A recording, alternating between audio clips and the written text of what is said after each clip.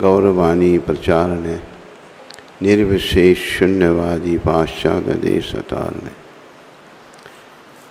मिलकर सारे बोलो, जय श्री कृष्ण चैतन्य प्रभु नित्यानंदा श्री अद्वैत गदाधर श्रीवासदि गौर भक्त वृंदा। हरे कृष्णा कृष्णा कृष्णा हरे राम राम राम हरे हरे कृष्णा कृष्णा हरे हरे हरे राम राम राम हरे हरे हरे कृष्णा हरे राम हरे कृष्णा कृष्णा हरे हरे हरे राम राम हरे। हे गिरधर तेरी आरती गाऊं, हे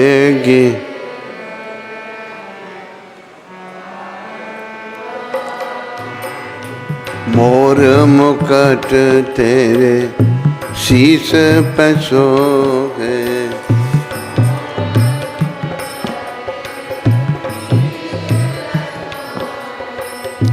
प्यारी बंसी मेरो मन मोहे।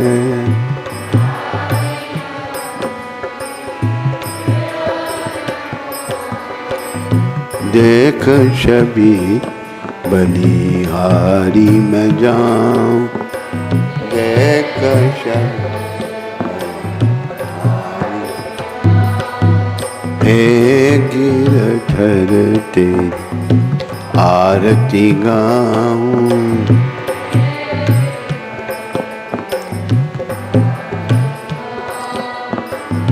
चरणों से निकली है गंगा प्यारी,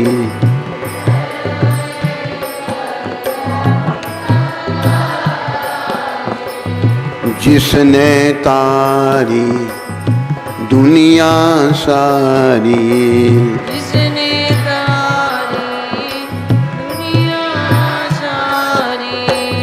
उन चरणों में शीश झुकाऊं, उन चरणों में शीश झुकाऊं। हे गिरधर तेरी आरती गाऊं, हे गिरधर तेरी आरती गाऊं। संग सोहे वृष बानु दुलारी, संग सोहे वृष बानु दुलारी। ललिता विशाखा सखियां प्यारी, ललिता विशाखा सखियां प्यारी। युगल छवि के दर्शन पाऊं, युगल छवि के दर्शन पाऊं। हे गिरधर तेरी आरती गाऊं, हे गिरधर तेरी आरती गाऊं। व्यासदास के नाथ आप हो, व्यासदास के नाथ आप हो। सुख दुख प्यारे साथ आप हो, सुख दुख प्यारे साथ आप हो। वास सदा वृंदावन पाऊं, वास सदा। हे गिरधर तेरी आरती गाऊं, हे गिरधर तेरी आरती गाऊं। बोलो राधा गिरधर भगवान की, बोलो गौर राधा कृष्ण भगवान की, बोलो सीताराम लक्ष्मण हनुमान की, बोलो नृसिंहदेव प्रहलाद महाराज की, बोलो जगन्नाथ बलदेव सुभद्रा माता की, बोलो गौ निताय पंच तत्व की, बोलो राधा मदन मोहन की, बोलो राधा गोविंद की, बोलो राधा गोपीनाथ की, बोलो राधा रमन भगवान की, बोलो राधा दामोदर भगवान की, बोलो राधा गोकुलानंद भगवान की, बोलो राधा श्याम सुंदर भगवान की, बोलो जगत गुरु श्रील प्रभुपाद की।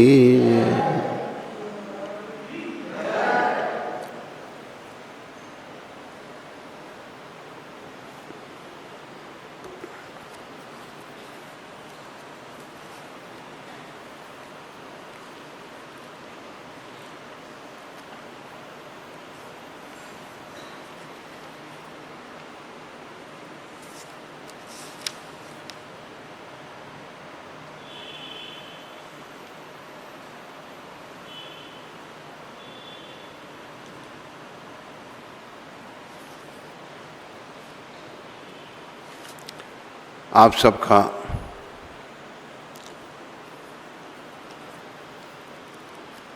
पुरुषोत्तम मास की 26वें दिन की कथा में आप सबका स्वागत, अभिनंदन, धन्यवाद। तो आज एकादशी है और एकादशी का व्रत बड़ा ही फलदायक है, हमारे कर्मों को काटने वाला, हमें भगवत प्राप्ति कराने वाला व्रत है। और ये पुरुषोत्तम मास की जो एकादशी है ये और भी विशेष है, क्योंकि ये महीना बहुत विशेष है। एकादशी की कथा निकालो, हरि बोल। इसमें तो कोई है नहीं। अच्छा, तो ये कथा शिला रुक्मागंज जी जो कि बड़े भक्त थे। श्री रुक्मागंज जी श्री अयोध्यापुरी के राजा थे। भक्तराज रुक्मागंज जी का बाग अनेक प्रकार के सुंदर फूलों की उत्तम सुगंध से भरा हुआ था।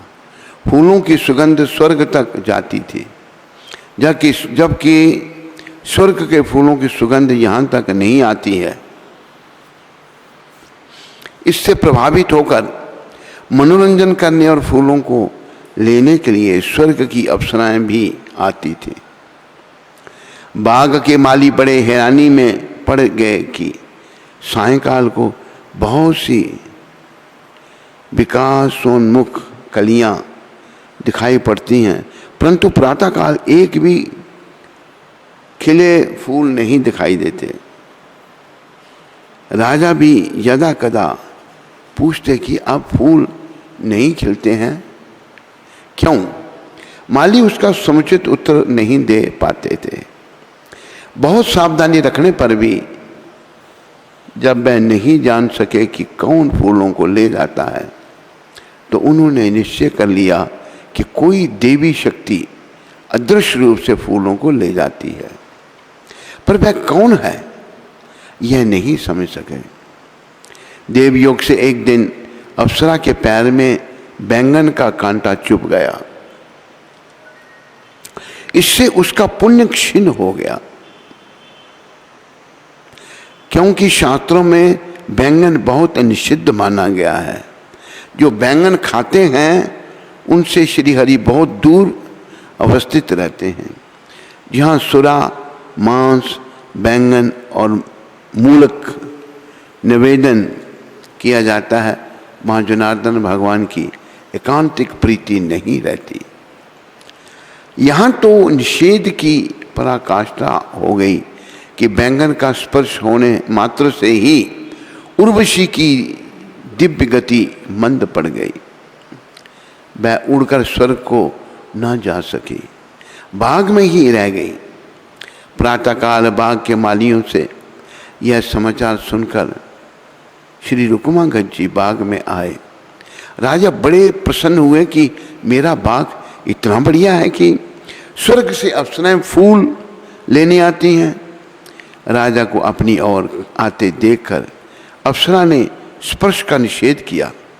उसे भय था कि कहीं राजसी प्रवृत्ति वश मुझे महल में ले चलने का उद्योग ना करने लगे, कारण कि ये तो देव भोगे हैं, मनुष्य को इनको भोगने का अधिकार नहीं। पुराणों में ऋषि मुनियों अथवा किसी किसी राजाओं का भी जो अप्सराओं से संभोग का प्रसंग पाया जाता है, वहाँ यह समझना चाहिए कि अपने तपोबल अथवा यज्ञ आदि पुण्यों से इसी शरीर में देवत्व को प्राप्त कर चुके हैं, अन्यथा सर्वसाधारण के लिए संभव नहीं है। अप्सरा को चिंतित देखकर राजा ने पूछा, तुम्हें सुखी करने का क्या उपाय किया जाए?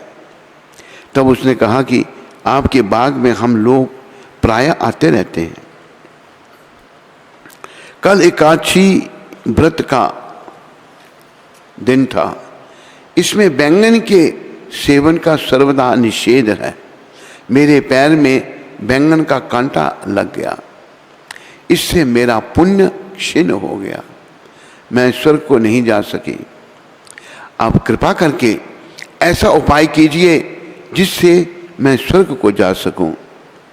उपाय यह है कि कल जिसने एकादशी व्रत किया हो वह हाथ में जल लेकर अपने व्रत का फल का संकल्प करके मुझे दे दे, तो तब मैं अपने लोक को जा सकती हूँ। राजा ने कहा, व्रत करना तो दूर रहा, मेरे नगर में तो कोई इसका नाम भी नहीं जानता। यह परम आश्चर्य सा लगता है। समाधान, वह समय सतयुग का था। लोगों की योग ज्ञान में विशेष प्रवृत्ति होती थी। एकादशी व्रत को ज्ञान योग समाधि की उपेक्षा गौण मानकर उससे एकदम उदासीन थे। तब अप्सरा ने कहा कि बिना जाने ही कोई भूखा रह गया हो उसे ही लाकर संकल्प करा दो। उसी के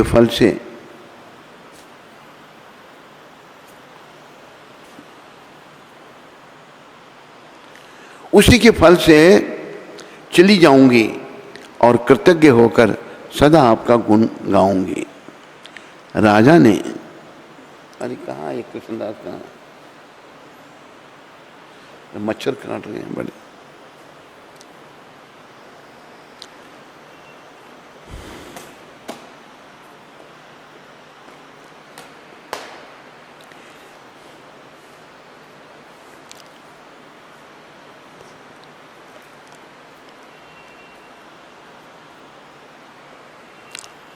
उसी के फल से चली जाऊंगी और कृतज्ञ होकर सदा आपका गुणगान करूंगी। राजा ने नगर में ढिंढोरा पिटवाया कि कल जिसने अन्न जल ग्रहण न किया हो वह दरबार में आवे, उसे इनाम मिलेगा। इसे सुनकर एक बनिए की दासी आई, जिस बेचारी को बिना अपराध के ही बनिए ने मारा था। बनिए लोग देखो मारते हैं दासियों को, हैं। इसी से वह गलानी वश, ये देखो ये तो बीच में घुस रहा है, बार बार इधर भी घुसा हुआ है।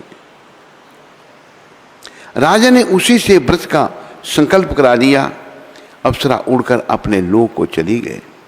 एकादशी व्रत की ऐसी अपार महिमा देकर राजा ने विचार करके यह घोषणा की कि मेरे राज्य में सभी को एकादशी व्रत करना अनिवार्य है। यदि कोई अन्न खाएगा, ये देख, तो उसे बांधकर मार डाला जाएगा। इसके प्रभाव से राजा रुक्मांगद जी के राज्य में भाव भक्ति का बहुत विस्तार हुआ। अब दूसरी अनोखी बात सुनो, जिससे राज्य की समस्त प्रजा एक साथ ही वैकुंठ धाम को चली गई। राजा रुक्मांगद जी उस अप्सरा की तरफ किंचित भी आसक्त नहीं हुए। देखो राजा को रुक्मा का जितने अच्छे थे, अप्सराएं जो हैं सबसे सुंदर स्त्रियां होती हैं, स्वर्गलोक में वो रहती हैं। और जैसे वर्णन आया, देव भोग्य हैं, देवता लोग उनका भोग करते हैं। लेकिन रुक्मागढ़ जी इतने महान थे कि वो किंचित भी उससे आसक्त नहीं हुए। नारद जी का एक दृष्टांत, एक बार श्री नारद जी अपनी बीना पर श्री हरि का नाम लेते जा रहे थे। नारद जी क्या कह रहे थे? भज मन नारायण नारायण, भज मन।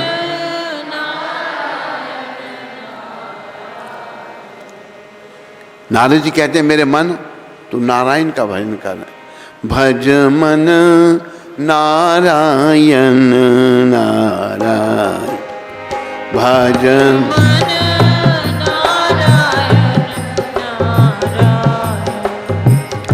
क्या हंसना क्या रोना पगले, होगा वही जो होना।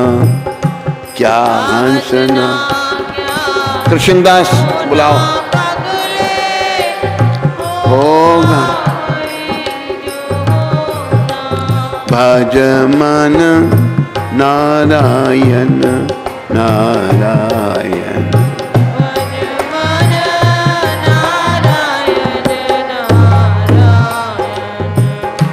नारद जी आगे शिक्षा देते हैं। कुटुम कबीला बेटा बेटी, कुटुम कबीला बेटा बेटी, सब अपने कर्मों की खेती, सब अपने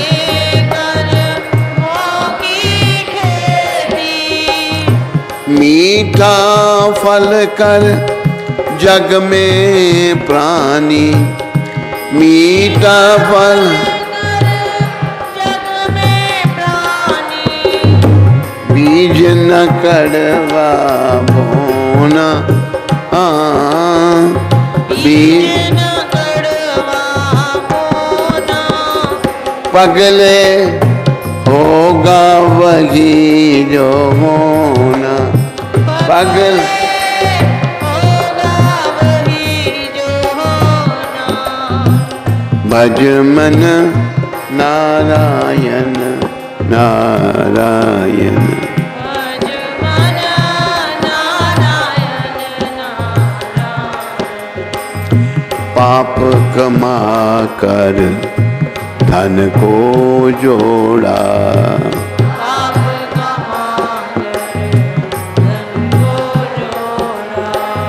मैं का अभिमान न छोड़ा, मैं का अभिमान न छोड़ा, मन को एक बार नहीं धोया,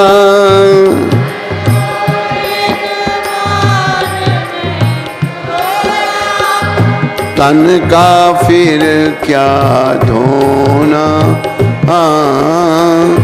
तन का फिर क्या धोना, पगले होगा वही जो होना, पगल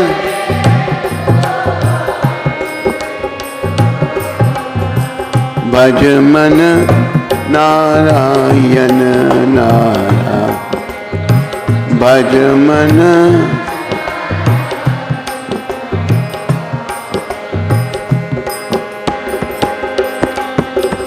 खूंटी नल का हार निकल गई, खूंटी नल का हार, हरिश्चंद्र की प्रभुता मिट गई, हरि प्रभुता मिट गई, खेल विधि का बड़ा अनोखा,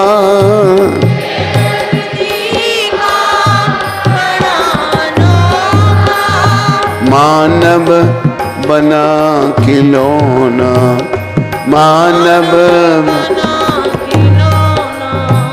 पगले होगा वही जो होना, पगले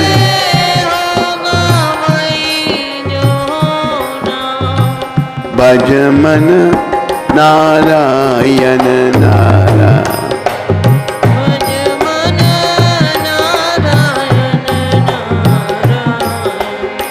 नारायण जय नारायण, नारायण जय नारायण, नारायण जय नारायण, नारायण जय नारायण, नारायण नारायण नारायण, कहाँ था नारायण, मथुरा नारायण, नारायण नारायण, नारायण नारायण, नारायण नारायण, नारायण नारायण, नारायण। बोलो लक्ष्मी नारायण भगवान की। मच्छर काट रहे हैं बड़े बड़े, देख नीचे ऊपर ध्यान रखो उनका। तो नारद जी भगवान का गुणगान करते हुए जा रहे थे। उस समय आकाश मार्ग से उर्वशी भी जा रही थी। अप्सराएं उड़ सकती हैं। उर्वशी भी जा रही थी। उसे अपनी ओर आते देखकर श्री नारद जी रास्ता छोड़कर निकल गए। उर्वशी उनकी तरफ आने लगी और रास्ता छोड़कर निकल गए। ब्रह्म वर्चस्वी मुनि की अद्भुत कांति को देखकर उर्वशी मोहित हो गई और लज्जा छोड़कर मुनि को हाव भाव दिखाकर मोहित करने का प्रयत्न करने लगी, परंतु सब व्यर्थ गया। मुनि नारद जी कोई आकर्षित नहीं हुए सर। तब स्पष्ट शब्दों में उसने कहा कि नारद जी, आप मुझसे प्रेम करो। क्या वैराग्य में धूल खाते डोलते हो? क्या वैराग्य में धूल खाते डोलते हैं?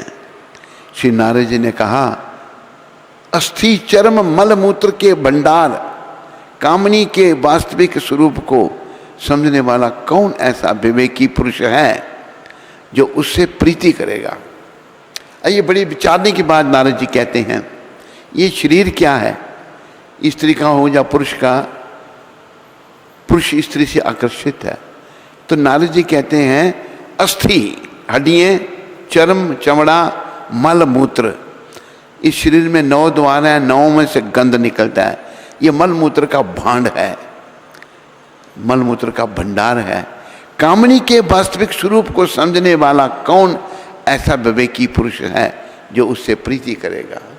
जो वास्तविक विवेकी है, जिसे ज्ञान है, विवेक है, वो ऐसी स्त्री से प्रेम करेगा जो अस्थि चर्म मल मूत्र के भंडार वास्तविक स्वरूप को समझने वाला कोई ऐसा नहीं है।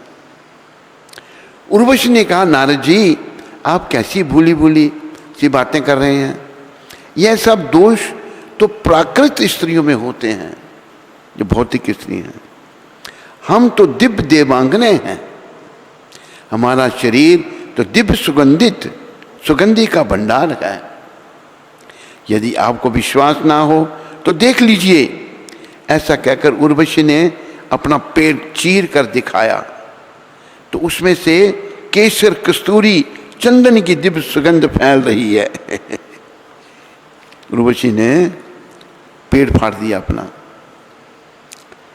तो उसमें केसर, चंदन, कस्तूरी की सुगंध है। परंतु श्री नारद जी के मन में कोई विकार नहीं हुआ। बड़े प्रेम से बोलो देव ऋषि नारद जी महाराज की। उनके मन में विकार नहीं आया। वे बोले माता जी यदि मैं ऐसा जानता तो तेरे ही उधर से जन्म लेता। देखो नारद जी क्या कहते हैं, मुझे पता होता तो मैं तेरे ही पेट से जन्म लेता। ये सुनकर उर्वशी यह सोच कर कि जब इन्होंने माता ही कह दिया तो इनसे क्या कहना, स्वयं संकोच करके चली गई। उर्वशी से जान छूटी नारद जी महाराज की। एकादशी के दिन उपवास का रखना सब पापों का नाश करने वाला, अत्यंत पुण्य कारक तथा मनुष्यों को भगवान का स्मरण कराने वाला होता है। राजा और रुक्मांगद जी एकादशी के दिन हाथी पर नगाड़ा रखकर बजाते और सब और यह घोषणा करते थे कि आज एकादशी तिथि है। आज के दिन 8 वर्ष से अधिक और 50 वर्ष से कम आयु वाला जो मंद बुद्धि मनुष्य भोजन करेगा वह मेरे द्वारा दंडनीय होगा, उस नगर से निर्वासित कर दिया जाएगा। औरों की तो बात ही क्या, पिता भ्राता पुत्र पत्नी और मेरा मित्र ही क्यों ना हो, यदि वह एकादशी के दिन भोजन करेगा तो उसे कठोर दंड दिया जाएगा। इस प्रकार घोषणा करने पर सब लोगों को एकादशी व्रत करके भगवान विष्णु के लोक में जाने लगे। जब एकादशी का व्रत सब वैकुंठ को जाने लगे, यमपुरी सुनी हो गई। यमपुरी में कोई रहा ही नहीं। इससे यमराज बड़े चिंतित हुए। यमराज ने बोला भाई मेरा डिपार्टमेंट जो है मैं क्या करूंगा, कोई रहा ही नहीं इसमें। वे प्रजापति ब्रह्मा के पास गए और उन्हें यमपुरी के उजाड़ होने तथा अपनी बेकारी का समाचार सुनाया। ब्रह्मा जी ने उन्हें शांत किया और एकादशी तथा भगवत भक्तों की महिमा का वर्णन किया।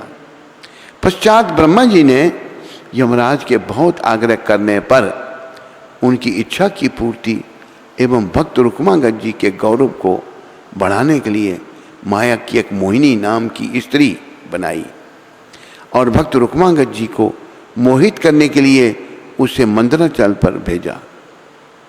शिकार खेलने के लिए वन में गए हुए राजा भक्त रुक्मांगद जी बढ़ते बढ़ते मंदराचल पर जा पहुंचे। उसके लोकोत्तर रूप लावण्य को देखकर राजा ने मुग्ध होकर प्रणय प्रस्ताव किया। तब उसने कहा कि मेरी एक शर्त है कि मैं जो कुछ भी कहूं वही आपको करना पड़ेगा। राजा तो मोहासक्त हो रहे थे। तत्काल प्रतिज्ञा कर ली, देवी तुम जिससे संतुष्ट रहो मैं वही शर्त स्वीकार करता हूँ। मोहिनी राजा भक्त रुक्मांगद जी की और चल पड़ी। महाराज की परम सती साध्वी पत्नी संध्यावली तथा मातृ पितृ भक्त राजकुमार धर्मांगद जी ने बड़े उत्साह के साथ दोनों का स्वागत किया। दिन बड़े सुख से बीतने लगे। अंत में एकादशी का पुण्य पर्व आया। शहर में डंडोरा पीटा जाने लगा, कल एकादशी है, सावधान, कोई भूल से भी अन्न ग्रहण ना करे। मोहिनी के कानों में यह शब्द पहुँचे। उसने महाराज से पूछा यह कैसी घोषणा है। भक्त रुक्मांगद जी ने सारी परिस्थिति बतलाई और स्वयं व्रत करने के लिए तत्पर होने लगे। मोहिनी ने कहा महाराज आपको मेरी एक बात माननी होगी। राज ने कहा हे प्रिय यह तो मेरी प्रतिज्ञा ही है, तुम निसंकोच हृदय की बात कहो। मोहिनी ने कहा आप एकादशी व्रत ना करें। महाराज तो स्तब्ध हो गए। बहुत संभल कर बोले मोहिनी मैं तुम्हारी सब बात मानने के लिए तैयार हूँ और मानता ही हूँ, परंतु देवी मुझसे व्रत छोड़ने के लिए मत कहो, यह मेरे लिए नितांत असंभव है। मोहिनी ने कहा यह तो हो ही नहीं सकता, आपने स्वयं ऐसी प्रतिज्ञा की है, फिर आप अपनी की हुई प्रतिज्ञा से टल ही कैसे सकते हैं। राजा ने मोहिनी से कहा कि तुम किसी भी शर्त पर यह व्रत करने की आज्ञा मुझे दो। मोहिनी ने कहा, यदि ऐसी बात है तो आप अपने हाथ से अपने प्रिय पुत्र धर्मांगत जी का सिर काट कर दो।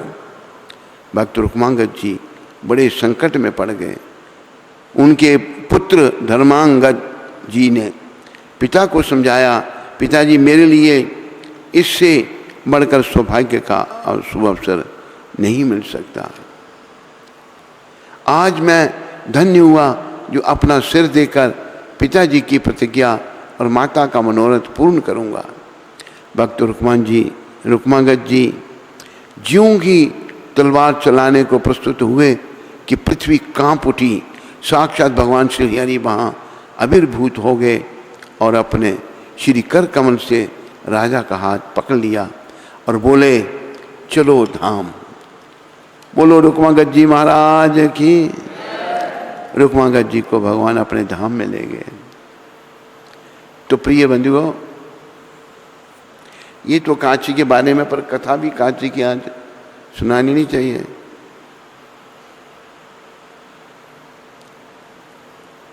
ये तो काशी के बारे में है ना। तो काशी बड़ी महान है, इसमें है वो।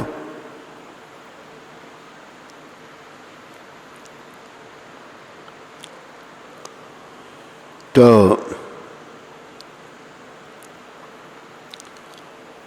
एक बार ये आदि शंकराचार्य जो हैं, यूपी में कोई जगह थी है, वहाँ पर थे, पिलखुआ में यूपी में जगह पिलखुआ है, वहाँ पर थे। तो एकादशी का दिन था। बहुत सारे लोग उनके दर्शनों के लिए आए थे, उनके सत्संग के लिए आए थे। तो सबको प्रसाद बांटा गया। तो दो मुसलमान भाई भी वहां थे। उनको जब प्रसाद देने लगे, शंकराचार्य ने कहा कि भाई इनको भी प्रसाद दो। वो कहने लगे, महाराज आज हमारी निर्जल एकादशी है, एकादशी को हम निर्जल रहते हैं, कुछ नहीं खाते। शंकराचार्य अवाक, भाई तुम लोग एकादशी व्रत कैसे करने लगे? उन्होंने फिर एक बात सुनाई, एकादशी का देखो कितना महात्म है। इसलिए जो भी संपर्क में आए उसे एकादशी व्रत करने को कहो। कहा कि हम वो टेम्पो चलाते थे, माल ढोते थे, दोनों मुसलमान।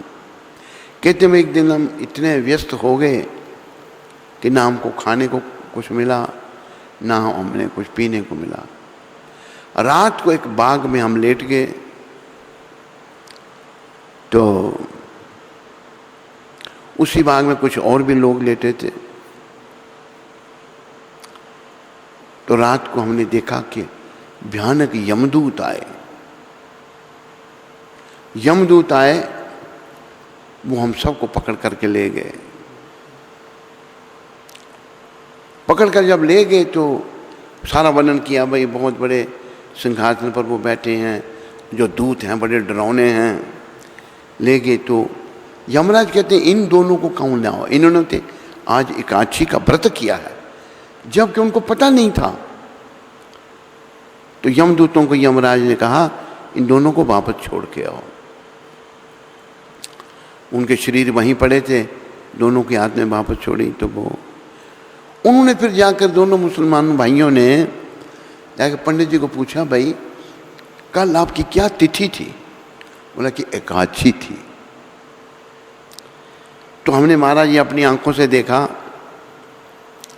कि अनजाने में हमसे एकादशी हो गई। तो हम यमराज के दंड से बच गए और तब से हम निर्जल एकादशी करते हैं। हर एकादशी को निर्जल, ऐसे भी लोग हैं जो हर एकादशी को निर्जल रखते हैं। एक भक्त हैं शिकागो में, करुणानिधि दास अधिकारी, जो कि कवि नहीं थे, ब्रह्मचारी, वो भी निर्जल का अच्छी रखते हैं। तो वो कहते हैं कि तो तब बड़े प्रभावित हुए। तो देखो, अनजाने में भी अगर कांची रखी जाती है उसका ही प्रभाव है। जानपुर का जो रखता है उसको तो बहुत ही उसका फलादेश है। सब लोग एकादशी व्रत करो और भगवत भजन करो, भगवान का नाम लो।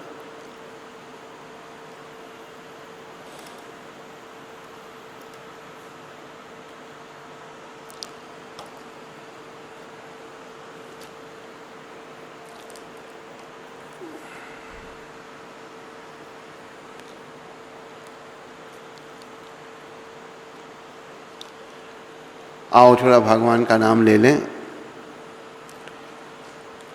रघुपति राग विराजा राम, पतिता पावन सीताराम।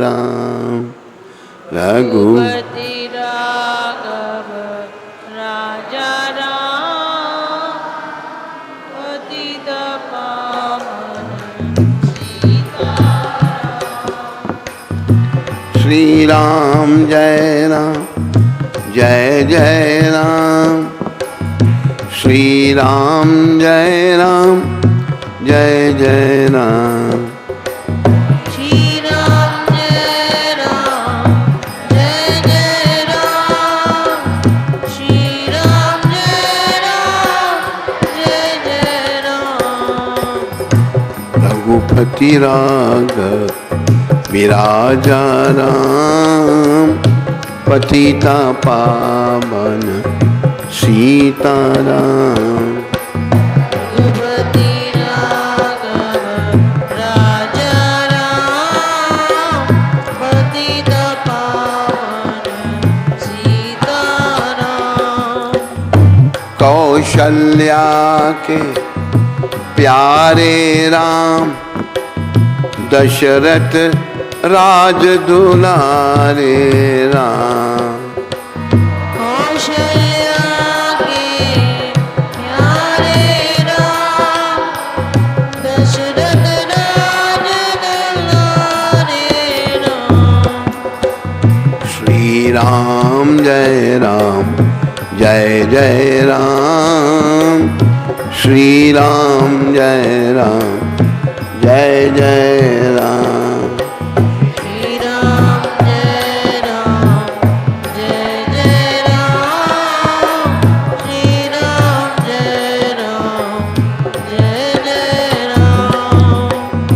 ताड़क वन में ताड़का मारी, गौतम नारी अहल्या तारी।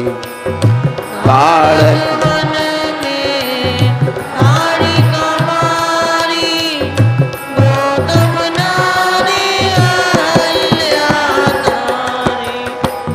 जब दशरथ घर प्रगटे राम, पतिता पावन सीताराम।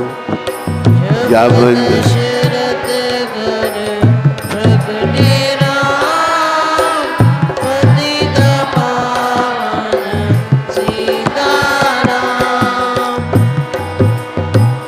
जनकपुरी में धनुष को तोड़ा, जनक सुता से नाता जोड़ा।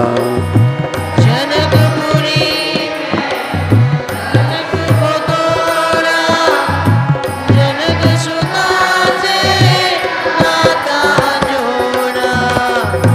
कैसी सुंदर जोड़ी राम, पतिता पावन सीताराम।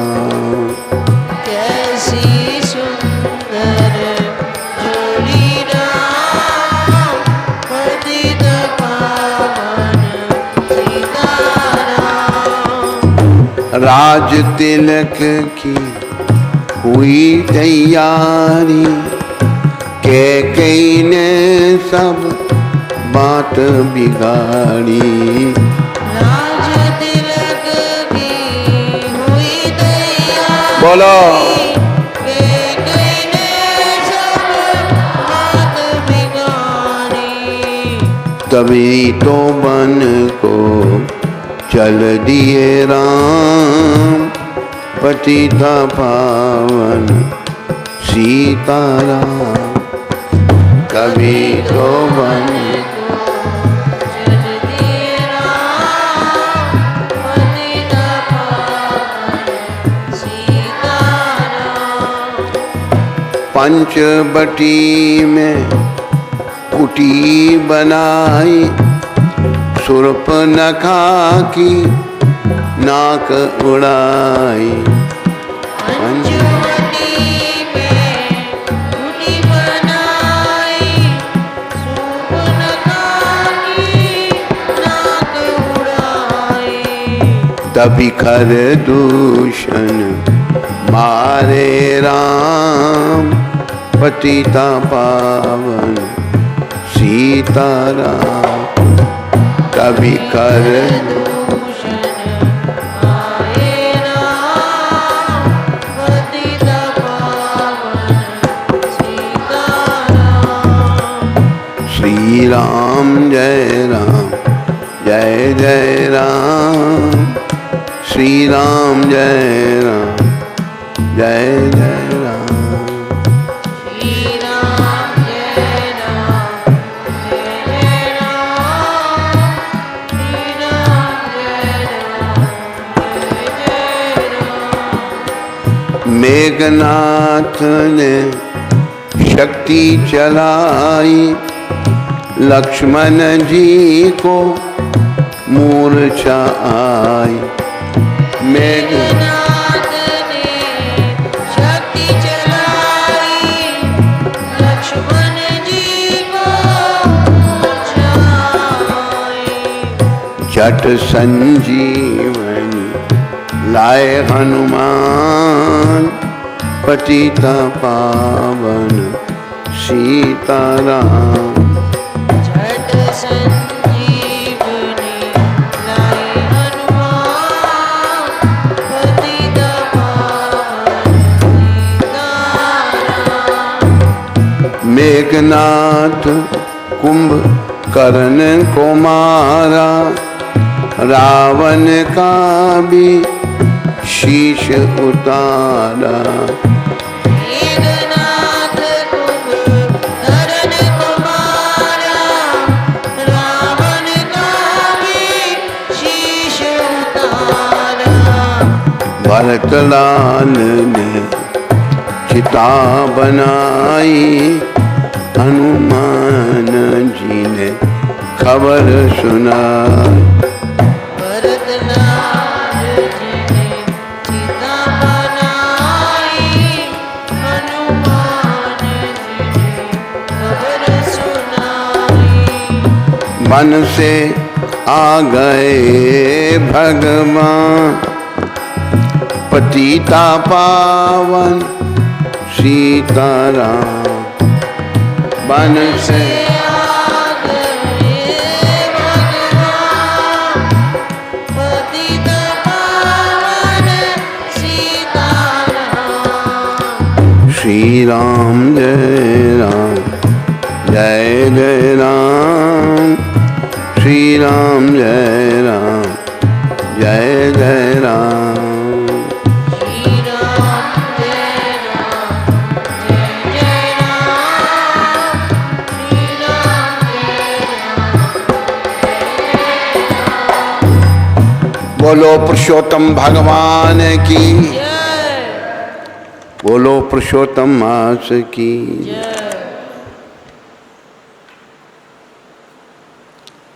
तो आज 26वां अध्याय है,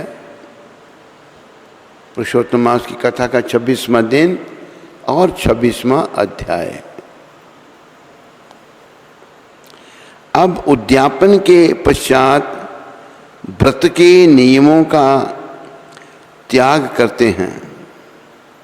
वाल्मीकि ऋषि कहने लगे, हे राजन, संपूर्ण पापों का नाश तथा भगवान विष्णु की प्रसन्नता के लिए विधि पूर्वक ग्रहण किए हुए नियमों के त्याग को विधि कहते हैं। हे राजन, अयाचित व्रत में रात्रि के समय भोजन करने वाला मनुष्य ब्राह्मणों को भोजन करा के स्वर्ण का दान देवे। जो मनुष्य अमावस्या को भोजन करता है वह दक्षिणा सहित गौ का दान देवे। और जो आंवला स्नान करता है वह दूध या दही देवे।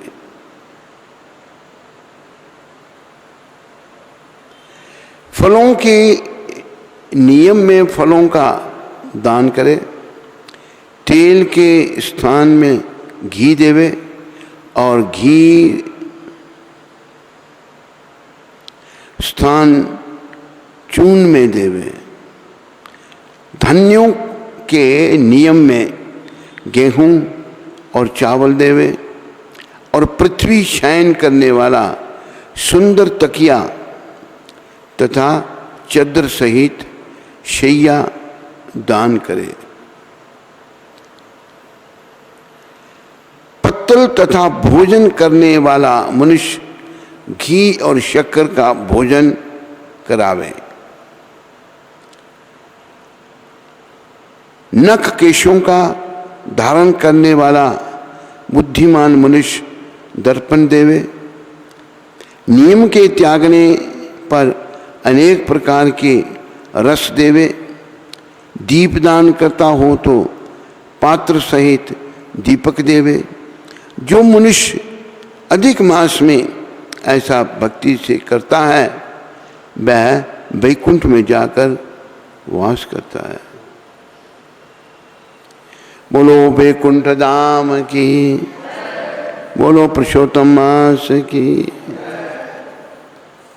तो ये पुरुषोत्तम मास वैकुंठ के देने वाला है। बड़े प्रेम से अभी आज मतलब कितना जल्दी, आज कल 27वें दिन की कथा होगी। 27, 28, 29, 30 और 3-4 दिन की कथा और होगी। तो खूब भजन करो, भगवान के चरण में मन को लगाओ, संसार से मन को हटाओ और जीवन को सफल बनाओ। अच्युतम केशवम श्री राम नारायणम, अच्युतम केशव कृष्ण दामोदरम वासुदेव हरे। कृष्ण दाम अच्युतम केशवम कृष्ण दामोदरम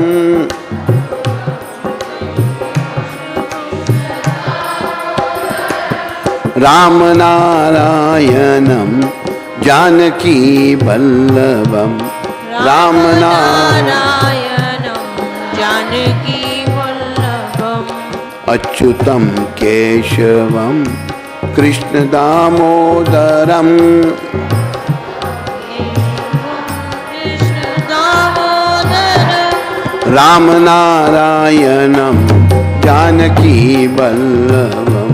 राम नारायणं जानकी वल्लभम्। कौन कहते हैं भगवान आते नहीं, कौन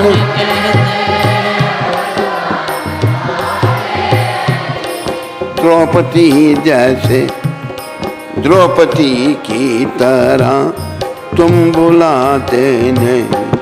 द्रौपदी की तरह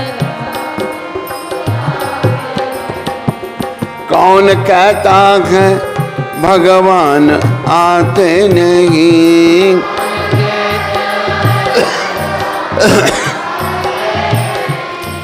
द्रौपदी की तरह तुम बुलाते नहीं।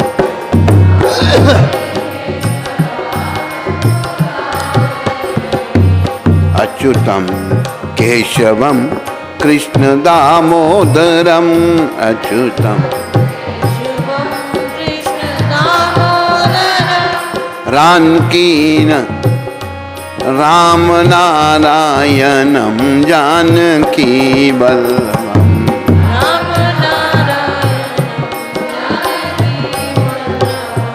राम नारायण नारायणम जानकी वल्लभम राम नारायण जानकी वल्लभं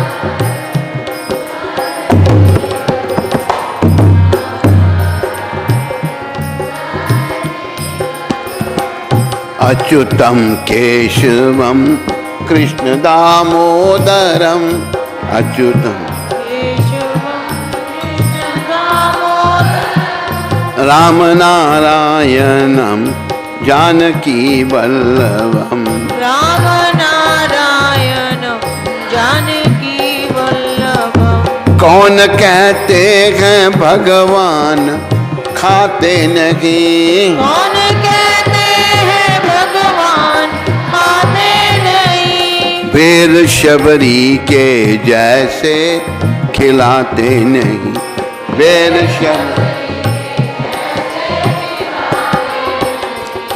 अच्युतम केशवम कृष्ण दामोदरम अच्युतं केशवं कृष्ण दामोदरं राम नारायणम जानकी वल्लभम राम नारायण जानकी वल्लभं कौन कहता है भगवान सोते नहीं कौन कहते हैं भगवान सोते नहीं माँ यशोदा के जैसे सुलाते नहीं माँ यशोदा के जैसे सुलाते अच्युतम केशवम कृष्ण दामोदरम अच्युतम अच्युतं केशवं कृष्ण दामोदरं राम नारायणम जानकी वल्लभम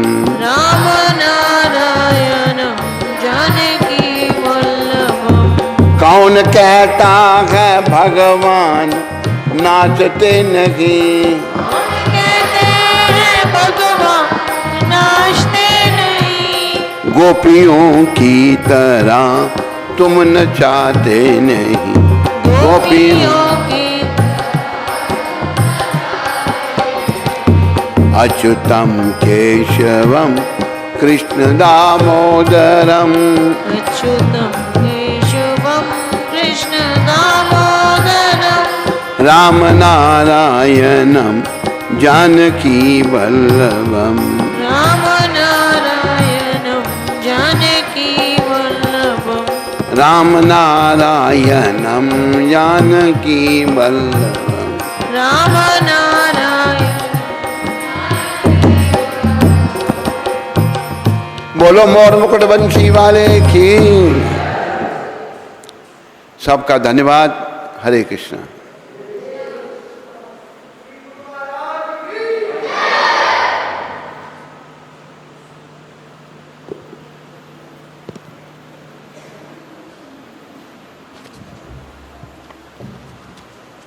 हरे कृष्णा। तो आज गुरु महाराज जी ने हमें पुरुषोत्तम मास के 26वें दिन की कथा का बड़ा सुंदर श्रवण करवाया, तो उनका हम आभार व्यक्त करते हैं। तो सभी लोग 3 बार हरि बोल बोल के आभार व्यक्त करेंगे। हरि बोल, हरि बोल, हरि बोल। बोले सद्गुरुदेव महाराज की जय, जगत गुरु शिल प्रभुपाद की जय।